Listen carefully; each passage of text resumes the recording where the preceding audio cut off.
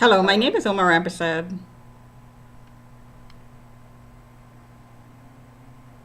Sorry, my camera um, is doing strange things. My name is Omar Abisad. It is Sunday, November 4th, 2018 at 4:40 p.m. in Toronto. So I'm going to talk a little bit about flagging. Um, as everybody in the whole world probably knows by now, I am a target because I'm being harassed everywhere I go. So the word is spread, and by now it's global, I'm sure. So, as a target, the there is several experiments that's going on, and has been going on for quite a while. So, um, there is an observation that I would like to talk about today, and that is there is a flag beside my name in the system by members of the community, and a lot of these people are criminals, and they flag for their own reason and their own purposes, to traffic, to use you in whatever way. So, so there seemed to be a pattern where a certain individual will take out a contract, take me out of the system with a contract as a fail because of this flag. Keep in mind that everybody knows I'm flagged except me. It is disclosed to the public or leaked to the public, however which way it gets to the public, that I'm flagged. But nobody tells me I'm flagged. Therefore, I'm set up to be terrorized and harassed and stalked and spied upon and reported on. A terrorization campaign. This is a terrorization campaign. The fact that there's a flag beside my name, or several flags, and it's been made public, but not to me, it's not disclosed to me, is a setup and a frame in itself. But that's one of, all of that's a point. It's not the one I was trying to focus on here today. So these flags are in the system, and I noticed there's a pattern, and it doesn't matter whether I'm home or I'm in the workplace. When the contract is ending, what happens is I get harassed more, and the harassment is escalated. So the harassment takes the form of nasty, really, really nasty comments about being a whore and a prostitute and effing myself and so on. Nasty, stinking whore, as an example. And especially in the workplace, it's really bad. So, and at home, I hear it outside the door, outside the window, mostly outside the window. So, this is intended to trigger me. So I heard the term switched. So the comment is the monitor asks for me to be switched.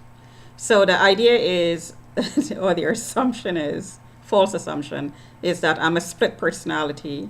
And when you trigger it, pull the switch, push the button, as they say, I will switch to being this angry person who will act out. If you're triggered, and in life, normal daily life, there are triggers.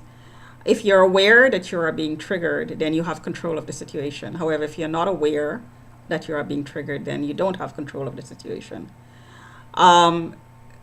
Venting is a way of for me, of expressing the feelings of that these triggers cause. So inside of my home, where it's safe, where I'm not bothering anybody, people who are listening intentionally, I can't help this. But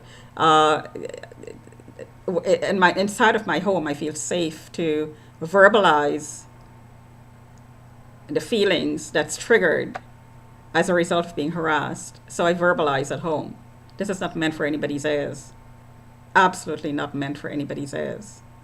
It's my way of constructively dealing with being triggered, intentionally triggered. But as far as the program goes, this triggering is used, or the reaction to being triggered is used in a courtroom or in meetings, community meetings, to further flag you. So it's an intentional move. It's an intentional targeting move. And in the workplace, of course, I don't verbalize as I do at home. I do it at home because I'm at home. In the workplace, I absolutely do not verbalize. I may write it down on a piece of paper and throw out the paper, or I might very, very quickly type it out, not caring whether it's spelled right, just the act of typing alone can constructively deal with the frustrations that triggering cause. And at 30 seconds and it's gone. But I don't verbalize at work, and neither do I. I try my very, very, very, very best not to verbalize in public except when I feel in danger, in which case I will move away when the opportunity presents itself. And if I feel in real danger, then I will ask the person to stop harassing me, directly or indirectly. And if I'm in really, I feel like I'm really in danger and I'm being entrapped, I will call 911. However, when I did that the last time, I got charged, so 911 is not an option anymore. I almost died in the process of being put through the system as a result of the charge, which was dismissed. So 911 is not an option. So I tweet. In public, I tweet. So I tweet to keep myself safe, basically. But the point here I'm trying to make is, at the end of these contracts, the harassment escalates. So there is a new flag put in the system, because this is recorded and presented to, I'd imagine, I'm suspecting a policeman, woman, and a flag is put into the system again, or fees are being levied against this account that this person has. Keep in mind, if you are being triggered, then, and it's known that you are being triggered, then there should be no fees, because you're not responsible for the reaction. In other words, the perpetrators are intentionally inciting your anger, inciting or trying to incite violence. In my case, it's not going to work. But this is what they're trying to do. And this is what I suspect happened with Besasara. I suspect that anywhere she went, she was being triggered, either by words or by motions, actions, seeing the same person around her all the time, or several times. These things are triggered. You can be sensitized to these triggers. This is part of the program. I believe that Besasara, as she said, was being experimented on, and this is a form of experimentation. What I'm talking about, community targeting, is an experiment. Being targeted is a form of experimentation. Therefore, I am being experimented on. There is no question. If there are several reports, several flags is a result of being reported on. To report on somebody, you have to follow them around, accumulate information. You have to have spies following you around. So you are being stalked and harassed. And in order to have something to report, then you create something to report. You incite the person's anger. You instigate situations to get something to report on the person.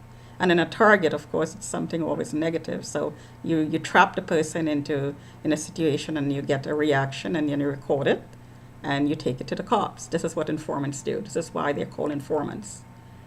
Sometimes paid informants. They're paid to create, quote unquote, evidence, to artificially criminalize and to fake, and to give fake evidence to mentally commit the person and dispose of the person. This is why you're flagged, your target, to be disposed of. So again, at the end of these contracts, escalation, new flags, and it continues. Now, in my case, you'll find that at the end, when this happens, you'll find my tweets, the number of times I tweet would go up. The frustration that is expressed in my tweets will show. I will tweet pictures of men looking at me in a hard way, making nasty comments, in the buses and the subway especially. So this is evidence that I am being harassed on an escalated scale. Another set of evidence would be a report. At the end of these contracts, a report is submitted. Therefore, the report in itself is evidence that I am being stalked. I am being harassed. Take that and combine it with my tweets. I am being sometimes sexually harassed, physically harassed, verbally harassed.